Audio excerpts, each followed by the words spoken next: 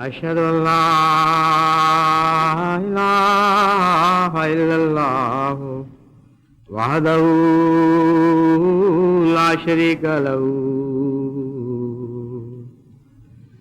وأشهد أن محمدا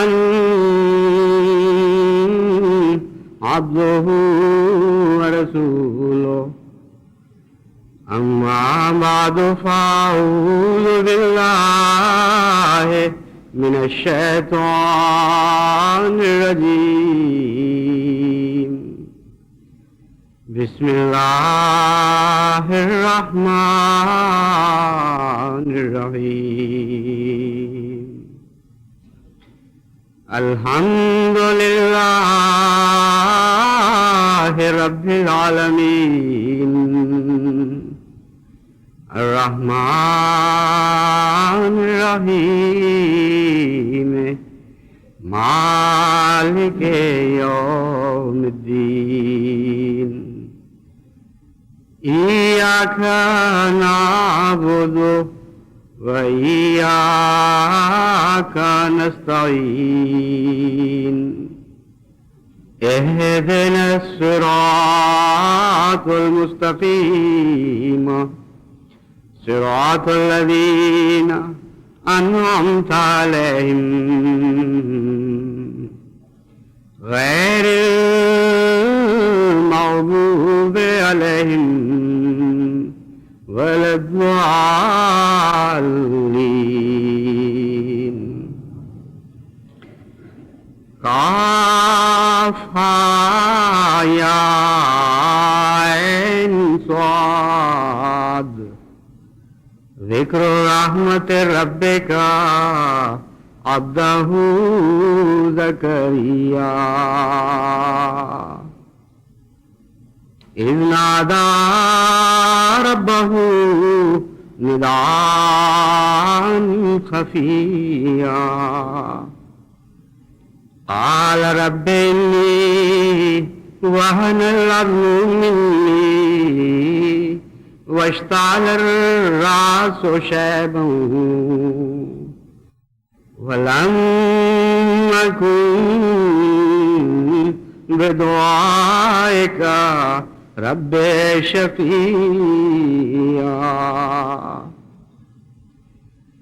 وإني خفت الموالي من ورائي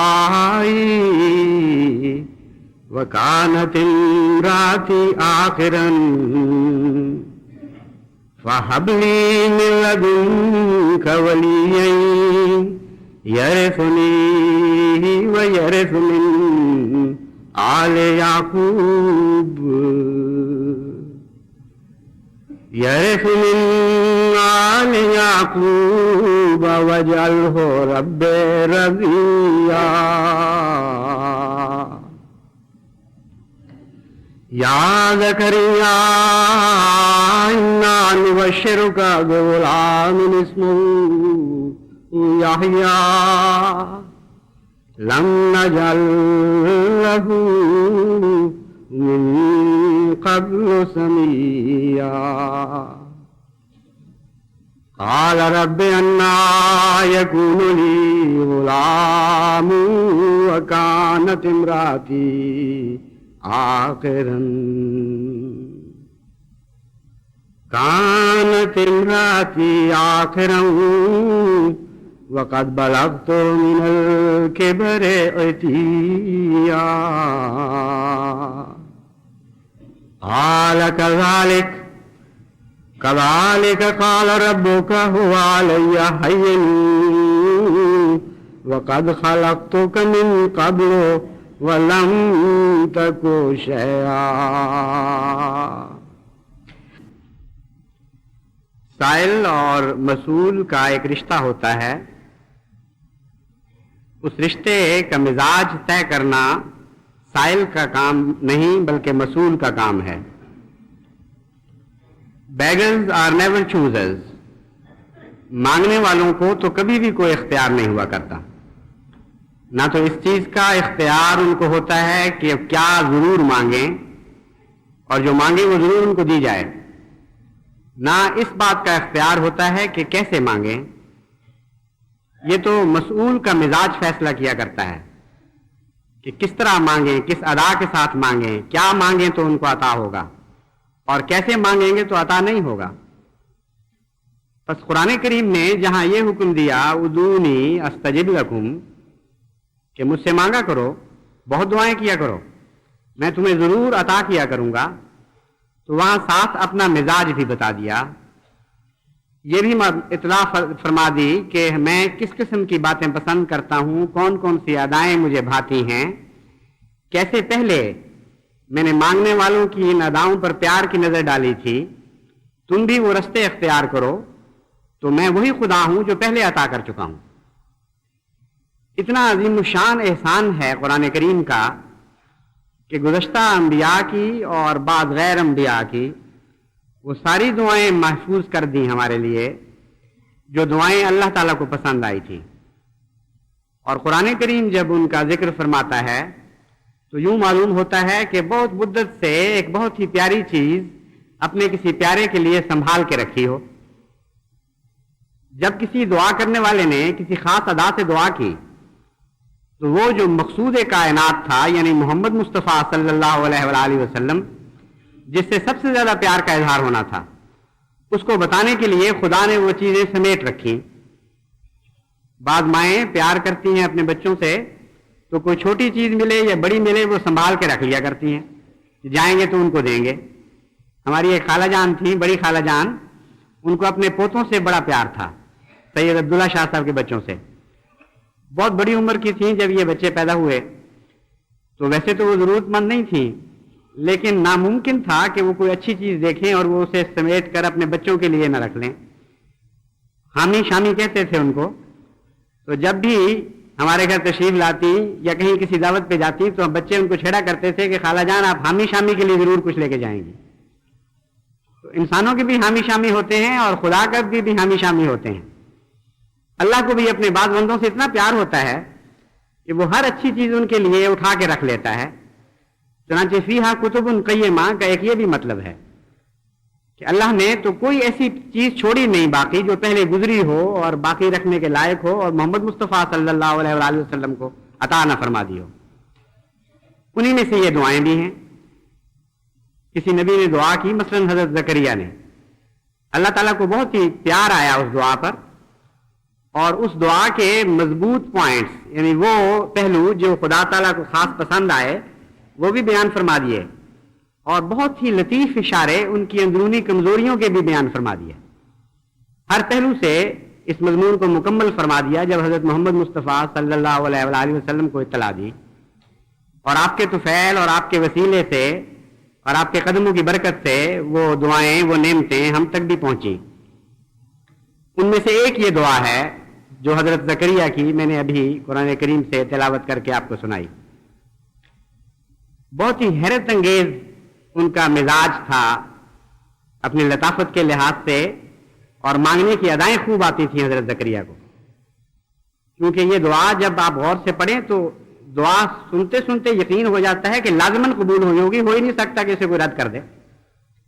کسی کا مزاج نفیس ہو، صحیح لطیف مزاج کا مالک ہو اور محبت کرنے والا ہو، اس طرح اس سے مانگا جائے تو وہ رد نہیں کر سکتا، لیکن اس گہرائی کے ساتھ مانگا جائے جس گہرائی کے ساتھ حضرت زکریا علیہ السلام نے یہ دعا مانگی۔ گہرائی کا کیسے پتہ چلے؟ آپ بھی یہ دعا مانگیں اور آپ سمجھیں گے کہ ہم بھی بڑی گہرائی سے دعا کر رہے ہیں۔ بات یہ ہے کہ دعا کرنے والے پر ایک کیفیت طاری ہوتی ہے، وہ کیفیت جتنی گہری ہو جائے اتنا ہی زیادہ اچھی ادائیں اس کو عطا ہوتی ہیں۔ تو پہلی مرتبہ حضرت زکریا کے مزاج میں، آپ کے خیال میں یہ باتیں آ جانا، یہ بتاتا ہے کہ بہت ہی گہرائی تھی آپ کے جذبات میں، ورنہ سچی جذبات والا دعا کر رہا ہو اس کے تصور میں بھی یہ باتیں نہیں آ سکتی جو اس وقت حضرت زکریا کے تصور میں آئی۔ وہ کہتے ہیں رب انی وہن العظم منی، اے اللہ میری تو ہڈیاں بھی کمزور پڑ گئی ہیں، یعنی ایسا بوڑھا ہو چکا ہوں کہ ہڈیوں میں طاقت نہیں رہی، ہڈیوں کا گودا گھل گیا ہے۔ واشتعل الراس شیبا، اور بال سفیدی سے بھڑک اٹھے ہیں جیسے سر میں آگ لگ گئی ہو۔ یہ میری کیفیت ہے عاجزی اور بڑھاپے کی۔ اور میرا حوصلہ دیکھ اور میرا توکل دیکھ، وَلَمْ أَكُن بِدُعَائِكَ رَبِّ شَقِيًّا، ان سب باتوں کے باوجود میں تجھ سے مراد پانے میں مایوس نہیں ہوا. میں اپنے آپ کو ایسا بدبخت نہیں سمجھتا کہ تجھ سے مانگوں تو ان باتوں کے باوجود تم مجھے نہ دے سکے. ہر ناممکن چیز اکٹھی ہو گئی ہے. وہاں سے شروع کرتے ہیں مضمون کو، اور جیسا کہ آگے مضمون کھلے گا، مانگ وہ رہے ہیں جو ان باتوں کے بعد بظاہر مل ہی نہیں سکتا. آگے اس مضمون کو ظاہر کر دیتے ہیں کہ میں کیا مانگنا چاہتا ہوں. کہتے ہیں انی خفت الموالی من ورائی، اس حال کو پہنچ گیا ہوں، عمر کے کمزوری اس حد تک بڑھ گئی ہے، اور خوف مجھے یہ ہے کہ میرے بعد میرے شریک معاملات کو بگاڑ دیں گے. میں نے جس طرح اپنی قوم کی پرورش کی ہے، اس کی تربیت کی ہے، اس نظام کو وہ تہس نہس کر دیں گے، کیونکہ ان کو وہ تجھ سے محبت نہیں جو مجھے ہے، ان کو تیرے دین کا ایسا خیال نہیں جیسا مجھے ہے. تو ان حالات میں بہت پریشان ہوں کہ اس پیغام کا کیا بنے گا جو میں نے قوم کو دیا تھا، اس تربیت کا کیا ہوگا جو میں نے اپنی قوم کی تھی.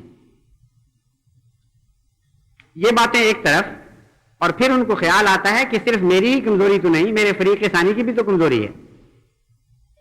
کہتے ہیں امراتی آخرن، میں بڈھا کھوسٹ، حد سے بڑا ہوا بڈھا، اور بیوی کا حال یہ ہے کہ وہ بانجھ ہے.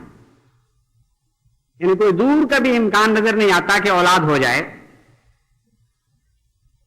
اس کے بعد میں عرض کرتا ہوں فَحَبْ لِي مِن لَدُنْكَ وَلِيًّا، اے میرے رب حوصلہ دیکھ میرا. یہ ساری باتیں ماننے کے باوجود میں یہ کہتا ہوں کہ مجھے بیٹا عطا فرما. یرثنی و یرث من آل یعقوب، وہ میرا بھی ورثہ پائے روحانی اور آل یعقوب کا بھی ورثہ پائے، لیکن ایسی اولاد نہ ہو جو بعض دفعہ ورثہ پا کر اس کو ضائع کر دیتی ہے. رضیہ ہو، اے اللہ اس کو ہمیشہ ایسا بنانا کہ وہ تجھ سے راضی رہے اور تو اس سے راضی رہے.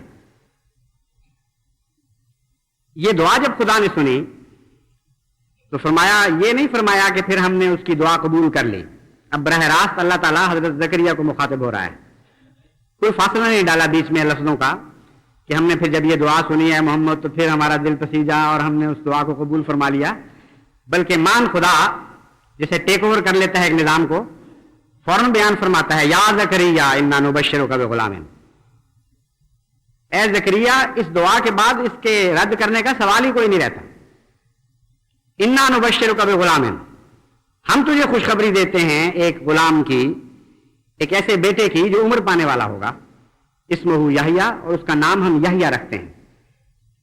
لم نجعل لہ من قبل سمیہ، جیسی تیری دعا بڑی انوکھی اور منفرد ہے ویسے ہی یہ تیرا بیٹا بھی بڑا منفرد اور انوکھا نام پانے والا ہے. اس سے پہلے آج تک کبھی کسی انسان کو یہ نام نہیں دیا گیا. اور اب سنیے وہ اندرونی کمزوری کا حال. بہت ہی لطیف اشارہ ہے اللہ تعالیٰ کی طرف سے. فرماتا ہے کہ انسان کتنے ہی اخلاص کے ساتھ دعائیں کرے لیکن اندر سے اس کے کوئی نہ کوئی کمزوری کا کیڑا باقی رہ جاتا ہے. ابھی حضرت زکریا یہ کہہ رہے تھے کہ اے خدا میرا حوصلہ دیکھ، میرا یقین دیکھ، میرا توکل دیکھ. ان سب باتوں کے باوجود میں مانگ رہا ہوں. اور جب انہوں نے عطا کر دیا تو کہنے لگے یہ کیسے ہوگا؟ اگر اتنا ہی یقین تھا تو پھر اگلا سوال کیسے اٹھ گیا؟ فرماتے ہیں زکریا نے فوراً یہ سن کے کہا رب انا یکون لی غلام، اللہ میرے کیسے بیٹا ہو سکتا ہے؟ ہو ہی نہیں سکتا. وکانت امرأتی آخرن، میری بیوی بانج، وقد بلغت من الکبر عتیہ، اور میں بڑھاپے کی انتہا کو پہنچ چکا ہوں. اب دیکھیں یہ دونوں ایک ہی بات آدمی کی باتیں ملتی لگتی ہیں. کوئی پہلی دعا یہ کہ اے خدا میرا یہ حال ہو گیا ہے، لیکن سوال ہی نہیں پیدا ہوتا کہ میں مایوس ہو جاؤں، مجھے پورا یقین ہے، پورا عزم ہے، پورا توکل ہے تیری ذات پر، تو ضرور عطا فرمائے گا. اور جب مل گئی تو گھبرا گئے.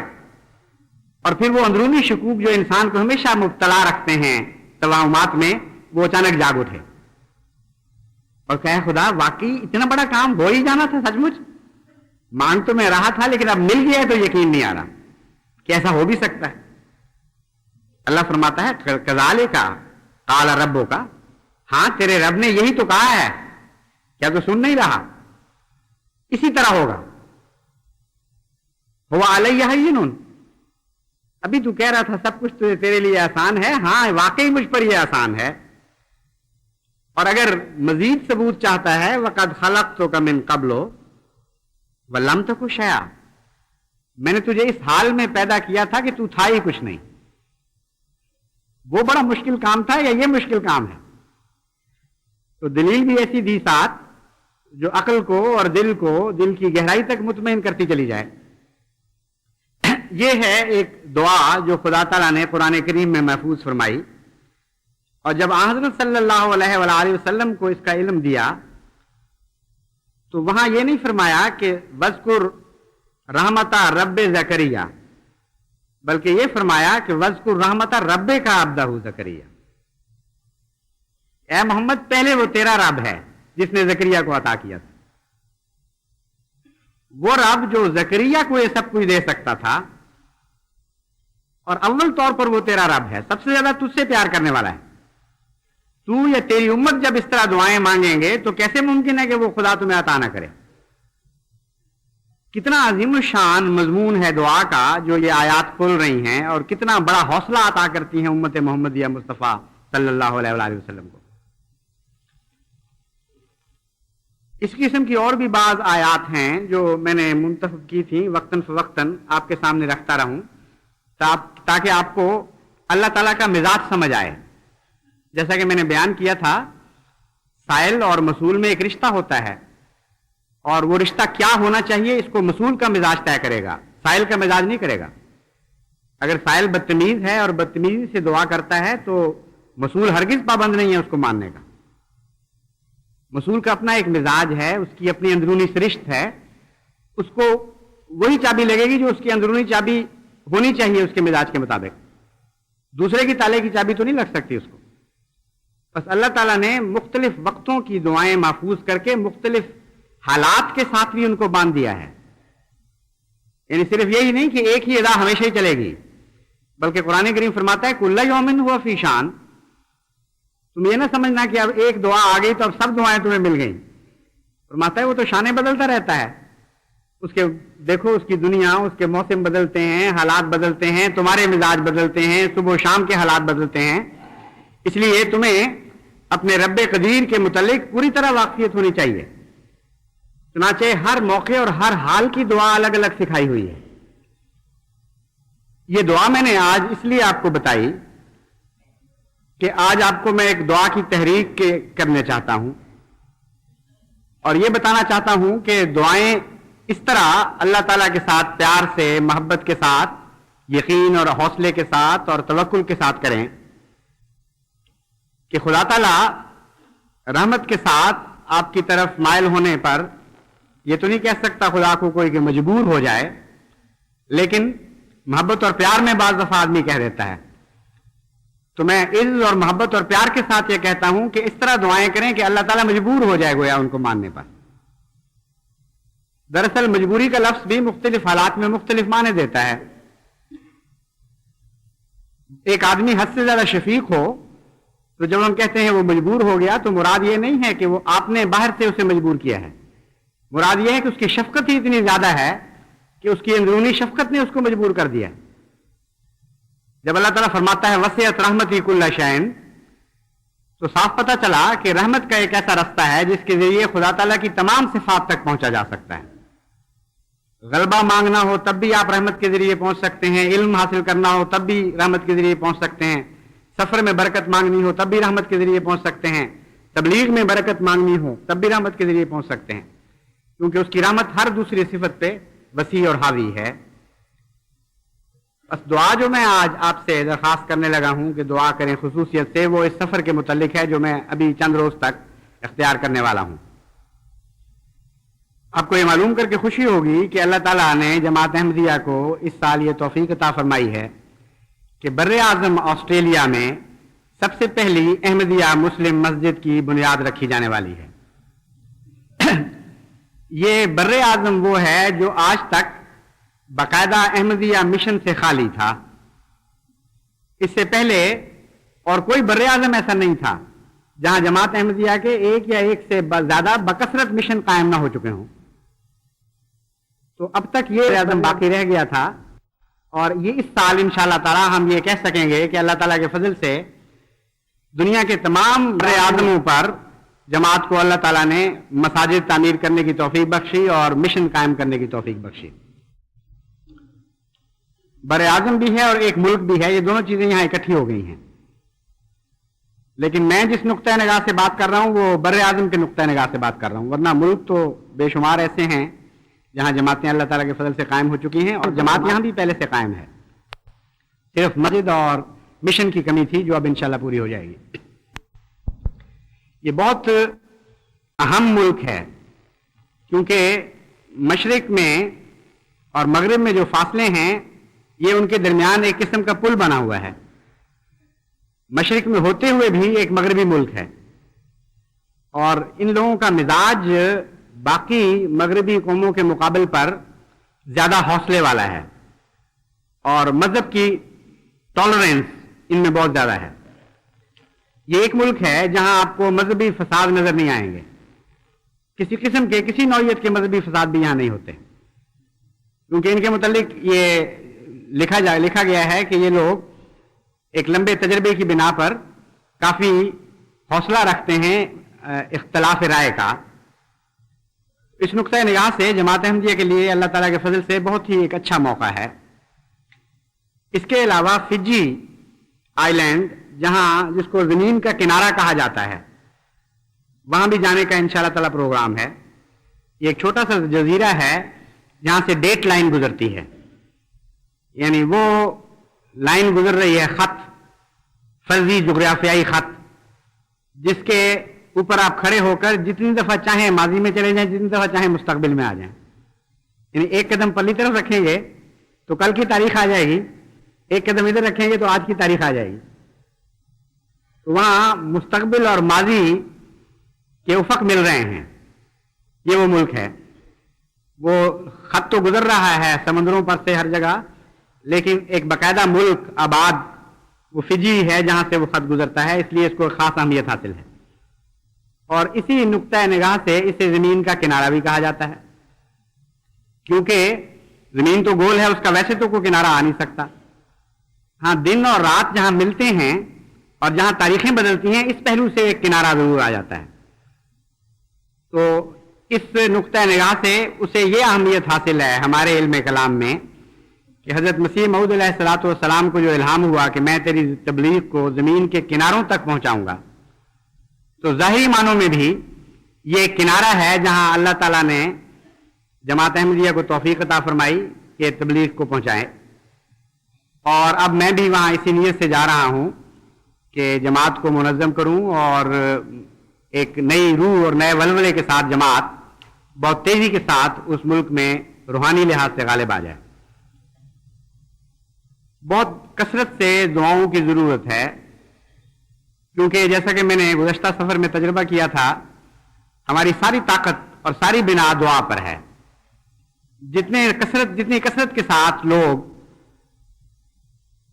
اللہ تعالیٰ سے نہایت عاجزی اور گریہ ازاری کے ساتھ اور محبت اور پیار کی اداؤں کے ساتھ مانگیں گے، اتنا ہی وہ عطا کرتا چلا جائے گا. اس کے ہاں تو کوئی کمی نہیں ہے. اس لیے زیادہ سے زیادہ احمدیوں کو ان دعاؤں میں لگ جانا چاہیے. ہر احمدی جو دعا کرے گا اس کے نتیجے میں اللہ تعالیٰ ضرور فضل ظاہر فرمائے گا. جتنی زیادہ دعائیں ہوں گی اتنی زیادہ فضل فرمائے گا. اس کے علاوہ بھی بعض ملک ہیں جہاں اس سفر کے دوران کچھ عرصے کے لیے قیام ہوگا.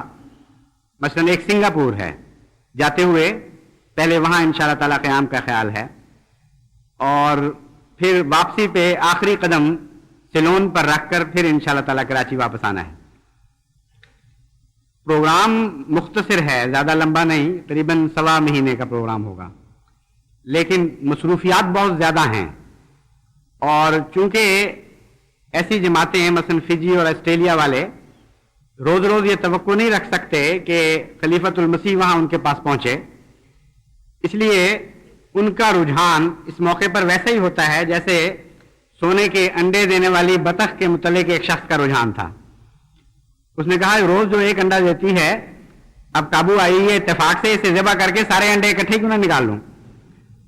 تو ایسی جماعتیں جہاں بہت دیر کے بعد کوئی پہنچتا ہے، طبعاً فطرتاً ان کا یہ رجحان ہوتا ہے کہ خوب کام لیا جائے.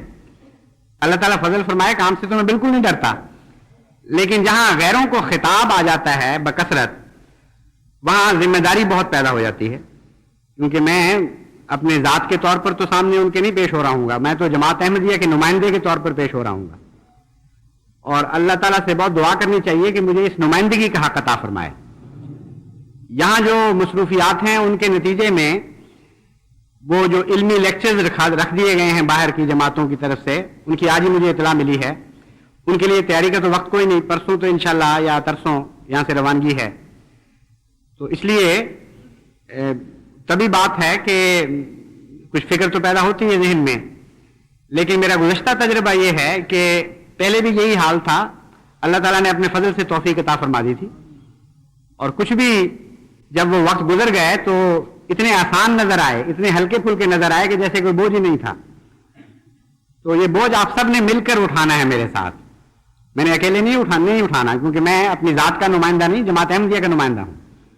اس لیے بہت دعائیں کریں اللہ ہر پہلو سے اسے بابرکت بنائے اور اسلام کے لیے عظیم الشان فتوحات کی بنیادیں رکھی جائیں، ایسے نئے دروازے کھلیں جن سے بڑی شان کے ساتھ نئی فتح کے علم بلند کرتی ہوئی جماعت احمدیہ نئے میدانوں میں نکل آئے، اور نئی نئی قومیں فتح ہوں، اور نئے نئے دل مسخر کیے جائیں، اور اس حال میں خدا تعالیٰ اس سفر کو ختم کرنے کی توفیق ملے کہ سفر ختم ہو رہا ہو اور فتوحات اسلام کا آغاز ہو رہا ہو عظیم الشان۔ اللہ تعالیٰ نے اس کی توفیق عطا فرمائے۔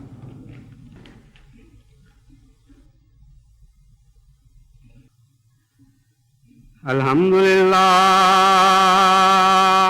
نحمدہ ونستعینہ ونستغفرہ ونؤمن بہ ونتوکل علیہ، نعوذ باللہ من شرور انفسنا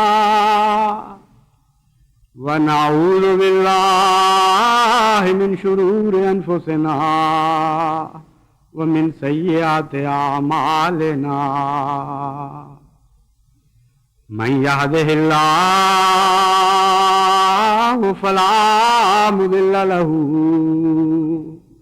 ومن یضللہ فلا ہادی لہ، ونشہد ان لا الہ الا اللہ وحدہ لا شریک لہ، ونشہد ان محمدا عبدہ ورسولہ۔ اس سفر کے دوران جیسا کہ میں نے پہلے بھی نصیحت کی تھی، اہل ربوہ کو نہایت ہی امن اور محبت کے ساتھ رہنا چاہیے، اور ویسے بھی آپ کا کام ہے کہ دن بدن اپنے جذبات پر زیادہ قابو پائیں، اور آپ سوار ہوں نفس امارہ پر، نہ کہ نفس امارہ آپ پر سوار ہو۔ لیکن جب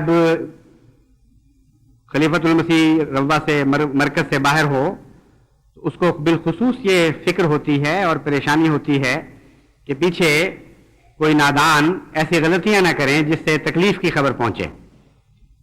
اس لیے عام حالات میں اگر آپ غصے اور اشتعال کو دباتے ہیں تو وہ بھی بڑا باعث ثواب ہے، مگر ان دنوں میں خصوصیت کے ساتھ آپ کو ثواب ہوگا اگر آپ اپنے ذاتی جذبات کو جماعتی مفاد پر قربان کر دیں، کوئی زیادتی بھی کرے تو صبر اور حوصلے سے برداشت کریں، اور یہ زیادتی خواہ اندر سے ہو یا باہر سے ہو، خواہ جماعت کے افراد کی طرف سے آپ پر ہو نعوذ باللہ من ذالک، یا بیرونی دوستوں کی طرف سے ہو، ہر صورت میں نہایت ہی اچھا صبر اور حوصلے کا نمونہ دکھائیں اور دعائیں کریں۔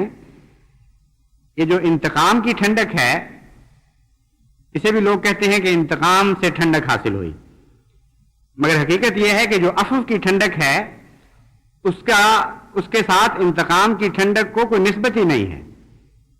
سچی اور دائمی اور تسکین بخش ٹھنڈک وہی ہے جو عفو کی ٹھنڈک ہے۔ انتقام بھی ایک ٹھنڈک پیدا کرتا ہے، لیکن وہ جلی جلی سی ٹھنڈک ہے، اس میں لطف نہیں ہے، جیسے آگ جلا دے اور جلنے کے بعد جو کچھ رہ جائے وہ اس کو بھی آپ ٹھنڈک کہہ سکتے ہیں، لیکن جلانے سے روک دیا جائے کسی چیز کو اور تسکین بخش ٹھنڈ پہنچے، یہ وہ سچی ٹھنڈک ہے جو عفو سے حاصل ہوتی ہے۔ اس لیے حتی المقدور عفو سے لطف اندوز ہوں اور انتقام کی جھوٹی ٹھنڈک کا تصور ہی دل سے مٹا ڈالیں۔ دوسرا انتظامی ڈھانچہ جو پیچھے ہوگا وہ میں بیان کر دیتا ہوں۔ صاحبزادہ مرزا منصور احمد صاحب ناظر اعلیٰ مستقل تو کوئی بھی نہیں، ناظر ان معنوں میں کہ وہ ذاتی حق ہو اس کا، لیکن جو چلے آ رہے تھے ناظر اعلیٰ وہ صاحبزادہ مرزا منصور احمد صاحب تھے، وہ آج کل باہر ہیں۔ ان کی عدم موجودگی میں مکرم صوفی غلام محمد صاحب قائم مقام ناظر اعلیٰ ہیں، لیکن پورے ناظر اعلیٰ کے اختیارات کے ساتھ۔ بعض دفعہ قائم مقامی کے بعض اختیار کم ہوتے ہیں، ان کے بینی وہی اختیارات ہیں جو پورے فل فلیج ناظر اعلیٰ کے ہوا کرتے ہیں۔ اور مرزا غلام احمد صاحب پیچھے امیر مقامی ہوں گے، اور جو ان کے روایتی اختیارات ہیں ان کے دائرے میں دونوں رہیں گے انشاءاللہ تعالی۔ کسی قسم کی کوئی مشکل ہو، کوئی مسئلہ ہو مقامی، تو آپ مرزا غلام احمد صاحب کی طرف رجوع کریں۔ اور کمیٹیاں بنا دی گئی ہیں مشاورتی، وہ انشاءاللہ ان دونوں کا کام ہے، ان سے وقتاً فوقتاً استفادہ کرتے رہیں گے۔ تو یہ وہ انتظامی شکل تھی جس کا اعلان کیا جانا بھی ضروری تھا۔ ہاں، نمازوں کے لیے امیر امام الصلاۃ صوفی غلام محمد صاحب، اور پھر مولوی دوست محمد صاحب، اور پھر حافظ مظفر احمد صاحب، اسی ترتیب سے یہ مسجد مبارک کے امام الصلاۃ ہوں گے۔ اور خطبہ جمعہ کے متعلق امیر مقامی کو اختیار ہے، خواہ وہ امام الصلاۃ جو مقرر ہیں ان میں سے کسی کو مقرر کرے یا ان کے علاوہ کسی کو مقرر کرے یا خود خطبہ دے۔ خطبہ دینا یہ دراصل امیر کا حق ہے، اس لیے وہ اس حق کو استعمال کریں یا تفویض کریں، یہ ان کی ثوابدید پہ ہے۔ عباد اللہ رحمکم اللہ، ان اللہ یامر بالعدل والاحسان وَإِيتَاءِ ذِي الْقُرْبَى